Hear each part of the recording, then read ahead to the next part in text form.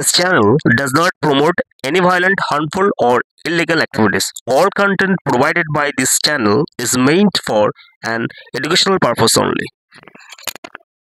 নমস্কার বন্ধুরা, all in one YouTube চ্যানেলে তোমাদের সকলকে স্বাগত।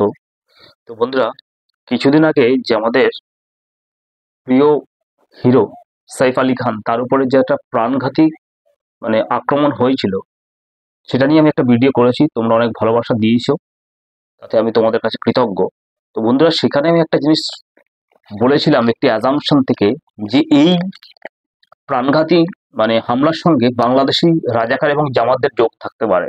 তো বন্ধুরা, সেটা কিন্তু মিলে গেছে। আমার যে প্রেডিকশনটা, সেটা অলরেডি মিলে গেছে। তোমরা জানো, এখন মুম্বাই পুলিশ থেকে শুরু করে সমস্ত মিডিয়ায় তোমরা এটা দেখতে পাচ্ছ যে আমাদের প্রাণপ্রিয় যে হিরো সুপারস্টার যে সৈফ আলী খানের উপর যে অ্যাটাক করেছে, সে কিন্তু বাংলাদেশি বন্ধুরা। এবং সে শুধু সৈফ আলী খানের উপর অ্যাটাক করতে আসেনি, সে শাহরুখ খানের উপরে কিন্তু অ্যাটাক করতেও কিন্তু উদ্যোগ নিয়েছিল। তাই জন্য বন্ধুরা, এবার দেখো,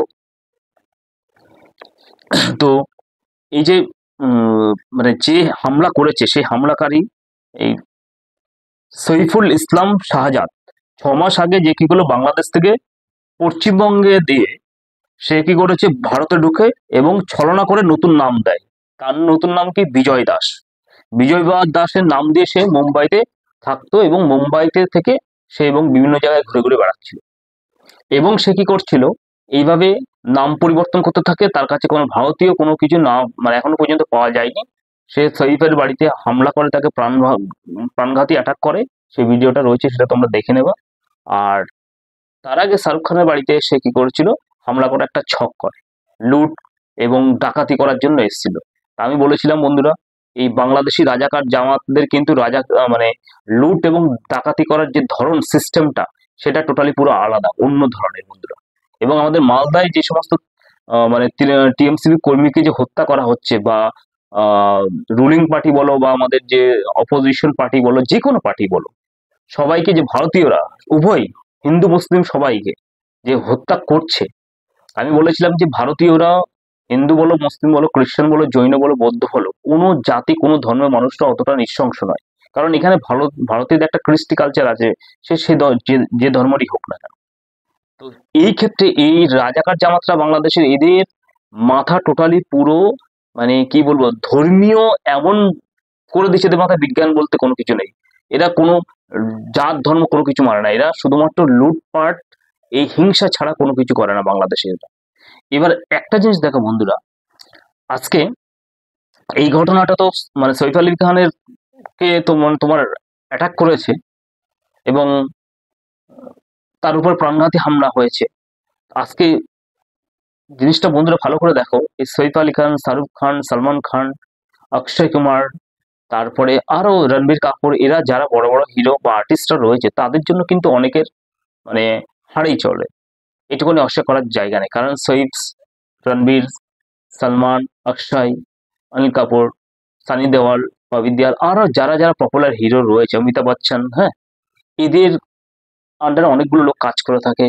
গাড়ি থেকে শুরু করে নানা রকম লোক এদের তত্ত্বাবধানে কাজ করে থাকে। এবং ফিল্ম ইন্ডাস্ট্রিতে অনেক, এবং গভর্নমেন্টকে এরা অনেক টাকা ট্যাক্সও দেয়, এবং গরিব মানুষকে এরা হেল্পও করে। সৈফ আলী খান, সালমান, শাহরুখ, আরো যারা যারা নেতা আছে, অমিতাভ বচ্চন, অক্ষয় কুমার, এরা, সচিন টেন্ডুলকার। তো এই আইকনগুলো, এদের উপরে যদি প্রাণঘাতী হামলা হয় মুম্বাইয়ের মতো জায়গাতে, বাংলাদেশিরা ঢুকে চারদিকে বন্ধুরা কেমন ভাবে যে তাণ্ডব চালাচ্ছে, বুঝতে পারছো? এবং তার জন্য দায়ীকে আমাদের এখানকার কিছু ধর্মীয় ভাবাবেগকে কাজে লাগিয়ে বাংলাদেশের মানুষরা, সেই আমাদের ইন্ডিয়ান গদ্দারদের থেকে কিছু কিছু গদ্দার, 5% মানুষ গদ্দার, হেল্প নিয়েছে। তারা কি করলো, এই voter I card, Aadhaar card, ration card, সমস্ত কিছু, এবং আমাদের কিছু নেতারাও যুক্ত আছে, প্রশাসনের লোকও যুক্ত আছে, করে দিয়ে আজকে কিন্তু এই পরিস্থিতি করে দিয়েছে। কারণ সৈফ আলী খানের মতো যদি এরকম একটা সুপারস্টার হিরোর বাড়িতে এইভাবে প্রাণঘাতী হামলা হয়, তাহলে আমরা সাধারণ মানুষ তো কোনো জীবনের দুপসহ গেল নেই। তো বন্ধুরা, এটা আমাদের সারা 142 কোটি ভারতবাসী, জাতি ধর্ম নির্বিশেষে ভাবার সময় এসছে। আপনারা সবাই একত্রিত হন এবং এই বাংলাদেশি রাজাকার জামাত যারা যেখানে যেখানে ভারতবর্ষে থাকবে, তাদেরকে ডিটেন করুন, প্রাথমিক ট্রিটমেন্ট দিন, তারপরে হচ্ছে পুলিশের সাথে তাদেরকে তুলে দিন। আর একটা বন্ধু, একটা জিনিস, আমাদের ওয়েস্ট বেঙ্গলের এক নেতা, তার বক্তব্যটা তোমরা দেখো। তিনি বলছে যে আমাদের ওয়েস্ট বেঙ্গলের যে আমাদের পুলিশ যারা রয়েছে, প্রাণপ্রিয় পুলিশরা, তাদের উপরে যে প্রাণঘাতী হামলা করেছে বাংলাদেশের সাজ্জাদ, দুটো পুলিশকে গুলি করে দিয়েছে, এবং তার বিরুদ্ধে যখন পুলিশ অ্যাকশন নিয়েছে এবং এই সাজ্জাদকে এনকাউন্টার করেছে, তখন এই আমাদের এখানকার এক মানে নেতা, তাকে আবার এখানকার যে কমিউনিস্ট পার্টি, তারা এই সাম্প্রদায়িক দলটাকে একসঙ্গে নিয়েছে এবং আমাদের মমতা ব্যানার্জি নামে দোষ দিচ্ছে যে মমতা ব্যানার্জি নাকি ফেক এনকাউন্টার করিয়েছে। তো বন্ধুরা, আজকে সরকার, যে আমাদের রাজ্য সরকার একটা দারুণ স্টেপ নিয়েছে, এই বাংলাদেশি রাজাকার খুনি এদেরকে মানে পশ্চিমবাংলায় বা তথা যেখানে আছে সেখানেই এদেরকে পুরো এইভাবে এনকাউন্টার করতে হবে, তাছাড়া কোনো উপায় নেই। কারণ এরা পুলিশের উপর আক্রমণ করছে, পুলিশকে হত্যা করার চেষ্টা করছে। তো সেক্ষেত্রে তাদের হয়ে, সেই বাংলাদেশিদের রাজাকারদের হয়ে এই যে নেতা আছে, সেই নেতা কথা বলছে বন্ধুরা। সেই ভিডিওটা তোমরা দেখতে পাচ্ছ। তাহলে এই নেতাকে আমরা কি বলবো? তিনি কি আদৌ ভারতবর্ষকে ভালোবাসেন না পশ্চিমবাংলাকে ভালোবাসেন?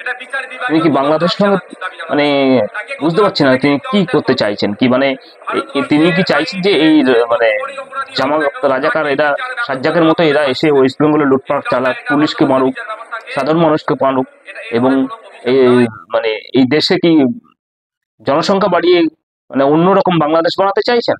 তার কি এটা উদ্দেশ্য রয়েছে? তো সেটা বন্ধুরা তোমরা বিচার বিবেচনা করো। আমাদের সম্মানীয় মুখ্যমন্ত্রী যে স্টেপটা নিচ্ছে এই বাংলাদেশি রাজাকার জামাতদেরকে পুরো ডিটেন করার, তার এই মানে প্রচেষ্টাকে সাধুবাদ জানাই, এবং বাংলার ওয়েস্ট বেঙ্গল পুলিশকে আমরা স্যালিউট জানাই যে তাদের এই পদক্ষেপ।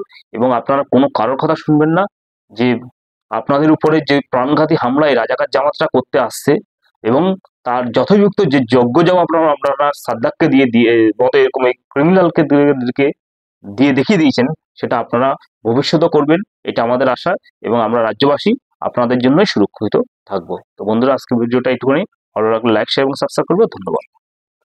ওটা একটা খুন করেছে নাকি অভিযোগ আছে, তাই নিয়ে বিচার চলছিল। তার এটা থেকে সে এবার প্রশ্ন থেকে যাচ্ছে বন্দুকটা কোথায় আসলো, কোন কর্তার সাথে যুক্ত আছে। এটা বিচার বিভাগীয় তদন্ত দাবি জানাচ্ছি। তাকে গত রাত্রে নাকি এনকাউন্টার করেছে। ভারতবর্ষের আইনে যে যত বড়ই অপরাধী হোক না কেন, তাকে বিচার ব্যবস্থার মাধ্যমে শাস্তি দেবে। এনকাউন্টার এটা ভারতবর্ষের বিচার ব্যবস্থাকে, এটা এই ধরনের কোনো প্রভিশন নাই।